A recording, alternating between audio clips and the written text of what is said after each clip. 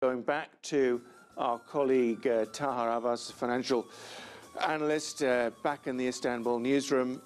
Same question to you, Taha. Are you hearing on the grapevine what this airport might be called? I've heard many different theories. I've heard many different names thrown around. What's your favorite? I think there is a, the Rumi is Turkish, so they say that it might be called Mevlana Airport after him, but I think the city where he's from is already called, the airport is already named after him. So Istanbul Airport would be my choice. I think that's short and sweet. It makes sense. I'm not a big fan of airports with names. And correct. And correct, right? Because there are airports you go to, you completely forget, what they're called, etc. So I'd be very happy with Istanbul Airport if that were it. And if we could keep the IST prefix for the airport, that'd be great. Because I don't want to learn a new prefix, but we'll see. Yes. Exactly, the three-letter prefix. Right, very important. And in terms of these kinds of projects going forward, we know that the Turkish economy has hit some choppy waters. Right. How quick do you think it will be? Can you see other projects having their wings clipped slightly? This was obviously established years ago. They had to see it through. They've got the funding in place. But is there pressure to kind of cut back on this kind of project going forward? I think there is. I think we're sensing that globally.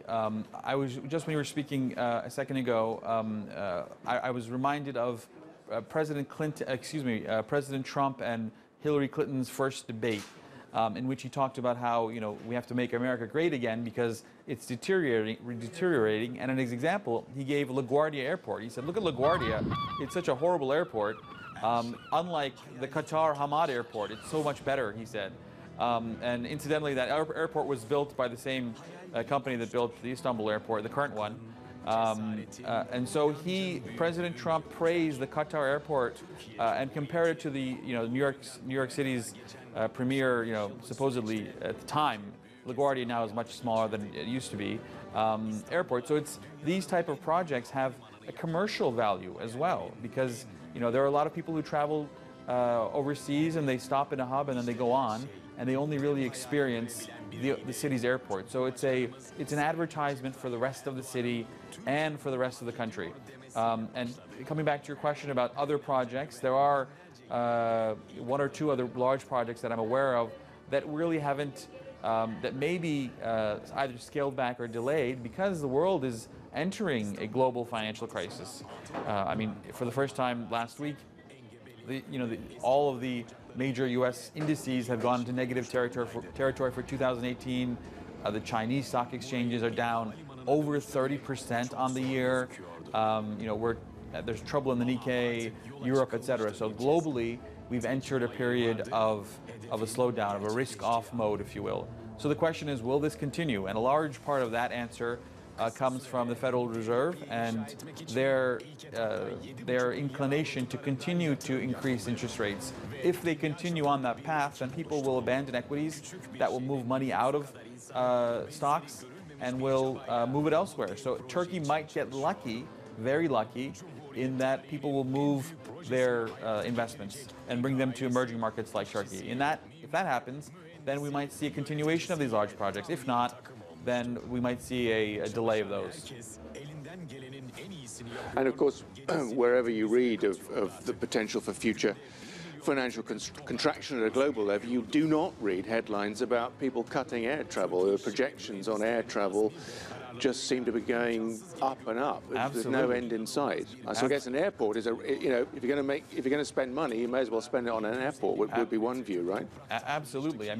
Remember when the internet first came out, we were thinking, postal service is going to disappear. No one's going to send mail anymore. The U.S. Postal Service specifically is going to go out of business, etc. But the opposite happened. People are now buying and selling things online. Packages are all over the world. And we thought, if you remember initially, that email and Skype and online video conferencing will make air travel obsolete, but just the opposite has happened because so many people have been lifted economically, globally, out of poverty and out of an economic situation where the traveling would be cost prohibitive. Now that, despite having sky-high oil prices, we have very low airfare prices. You can fly around the world, you know, for $1,000 practically. So, and those prices will only continue to go down, which means we may, like you said, have a demand for air travel.